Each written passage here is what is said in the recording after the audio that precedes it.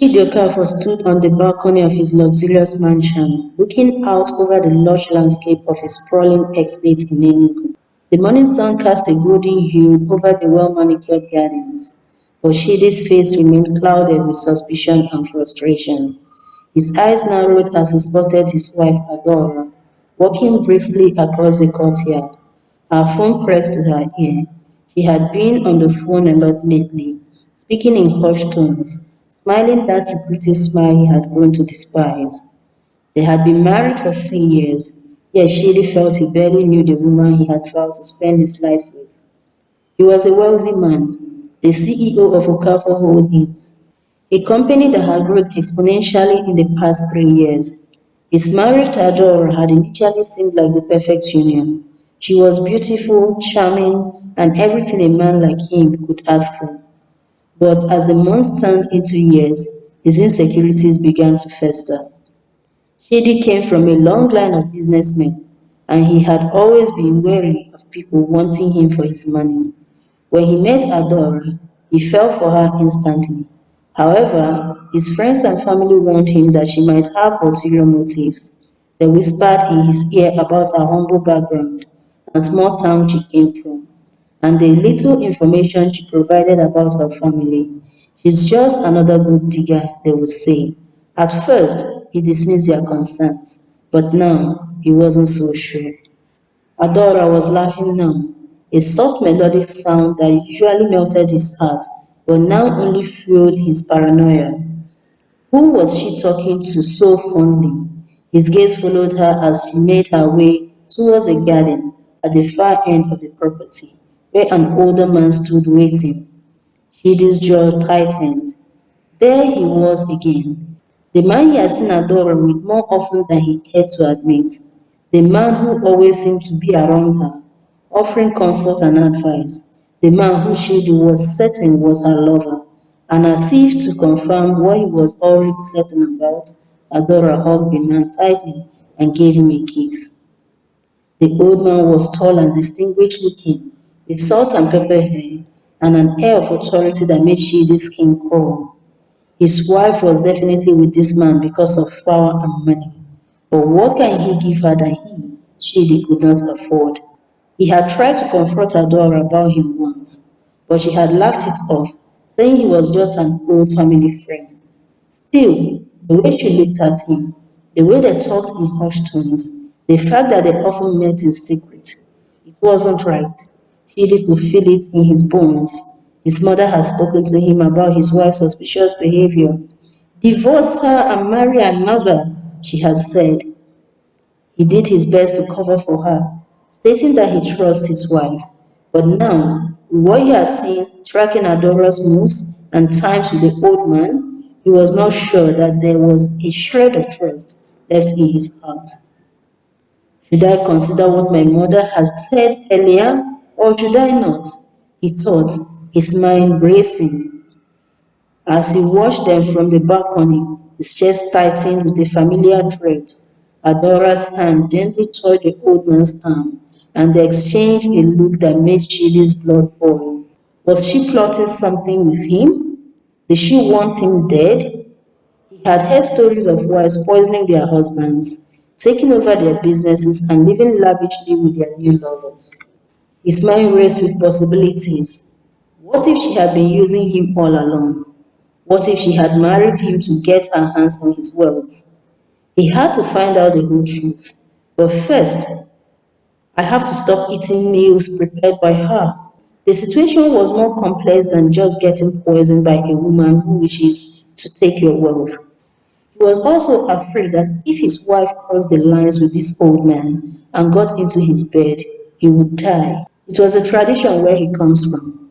When a woman sleeps with a man who is not her husband and cooks for her husband, he will be utterly destroyed, or worse, die if he eats the meal. This is known to all and sundry as it is embedded in the spiritual side of life. He is a son of the soil.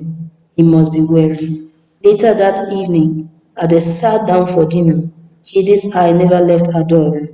She was radiant, dressed in a flowing white gown that accentuated her caramel skin. She smiled at him warmly but he couldn't return the gesture.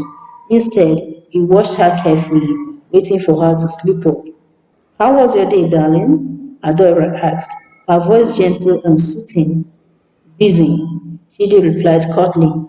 Yours? She hesitated for a moment, and he noticed the flicker of surprise in her eyes at his tone. It was good, she said, picking up her fork. I met with Papa today. We discussed a few things. There it was, the lie, Papa. He wasn't her father, he was her lover. Shidi's heart pounded in his chest, but he kept his voice steady. She does not know that he had seen her earlier, and he should keep it so for now. And what did you discuss? Oh, just some family matters, she said, waving a hand dismissively. You know how he likes to talk. He clenched his jaw. He had hired a private investigator a few weeks ago to follow Adora, hoping to uncover the truth. So far, the reports had only confirmed his worst fears. Secret meetings, phone calls, and discreet lunches and dinners. The older man was always there, always close. Chidi had thought about confronting her directly, but decided against it. If she was truly after his wealth, she might deny it or worse, accelerate her plans to harm him. So he told her stories about a friend he claimed she had not met yet, who divorced his wife for infidelity in their marriage. Such a sad thing, he said, hoping Adora would take the clue to think about what she was doing. That's really sad, Adora agreed with him, with nothing in her tone or manner to hint that her guilt had been poked. The rest of the dinner passed in tense silence. Adora tried to engage him in conversation, but he responded with clipped answers, his mind too consumed with doubt to think of anything else. That night after dinner, Adora had fallen asleep. Shidi slipped out of bed and went to his study. He pulled out the latest report from the investigator and read it again, his hands trembling with anger. It mentioned a planned dinner between Adora and the old man, who had been identified as Chief Obi Nnadi, at a hotel the next day. This was his chance. The following evening, Chidi arrived at the hotel, disguised in a face cap and sunglasses. He positioned himself in a corner of the hotel restaurant, partially hidden by a potted plant. He pretended to look at the menu and waited. His heart hammered in his chest as he spotted Adora and Chief Obi enter the room together. Looking relaxed and familiar with one another, they took a table near the window and Chidi strained to hear the conversation. I must hear their discussion today, he thought to himself.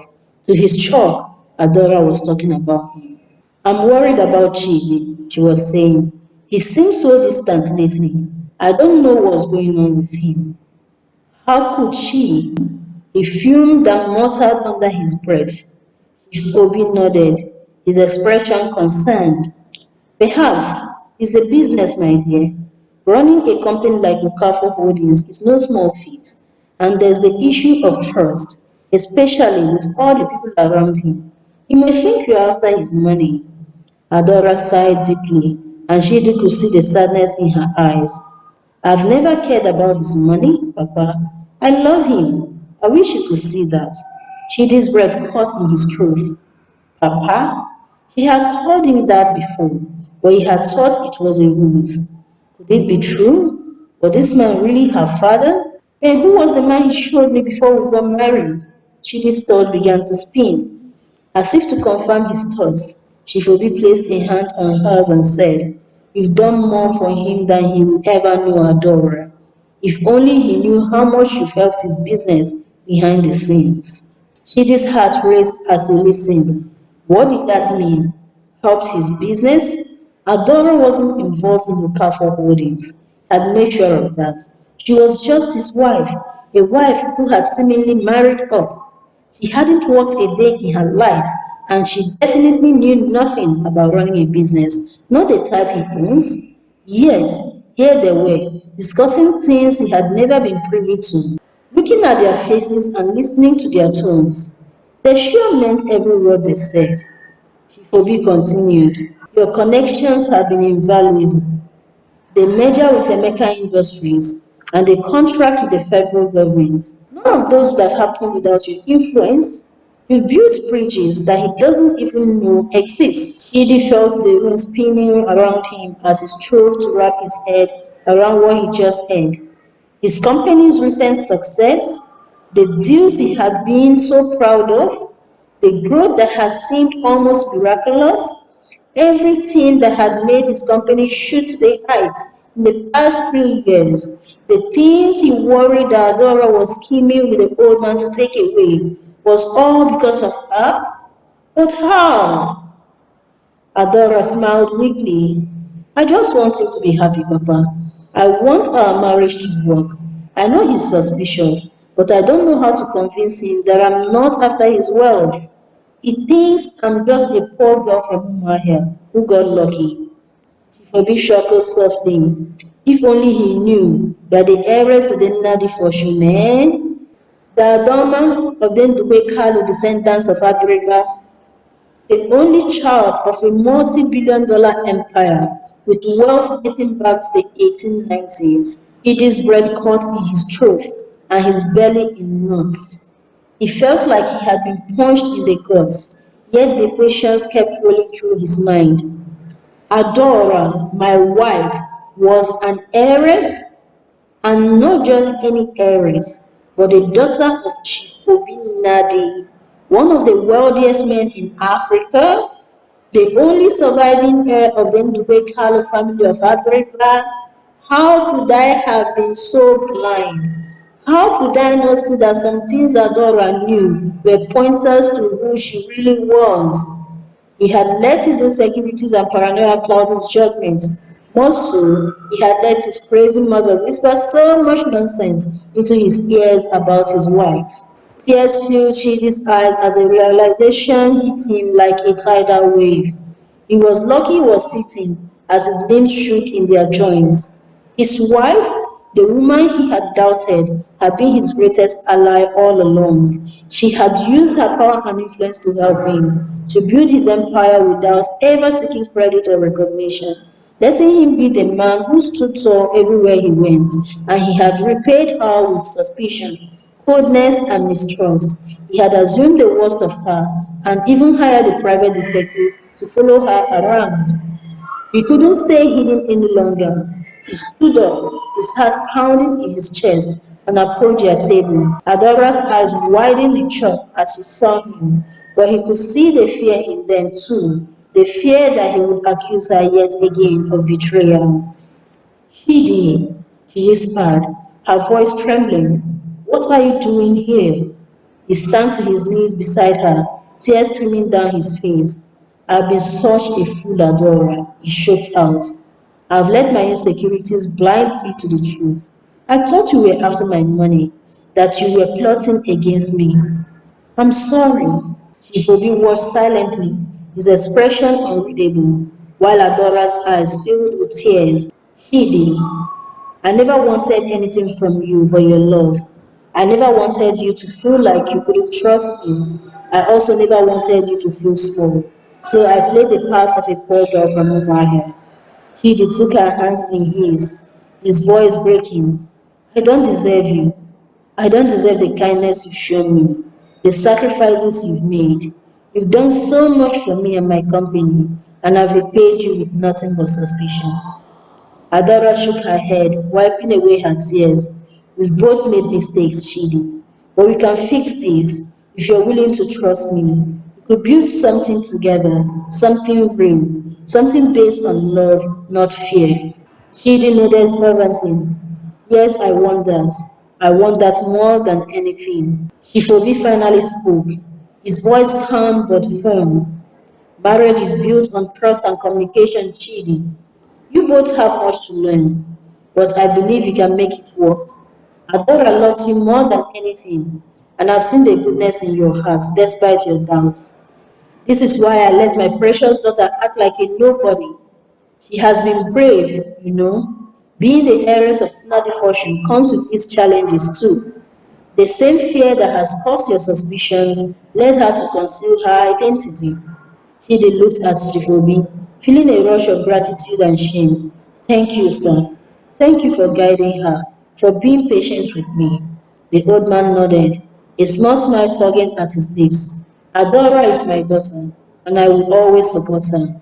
But now it's time for you to step up and be the husband she deserves. Imapa, what I can do. Chidi nodded, his heart filled with determination. I will, I promise, I will. He paused, then asked, who was the man you introduced me to when we first met? The one I visit every festive period. The butler, Adora and Chief Obi spoke at the same time. Papa Gubago has been in our family even before I was born, Adora explained. I call him Papa too because of his age. As they left the hotel that night, Chidi held Adora's hand tightly, a new sense of purpose and clarity settling over him. He had nearly lost the best thing that had ever happened to him, but he wasn't going to make that mistake again. He would spend the rest of his life making it up to her, proving to her that he was worthy of her love. But first he will return with her to her father's house. Now her real father's house. Not the butler she claimed was her father when they first met.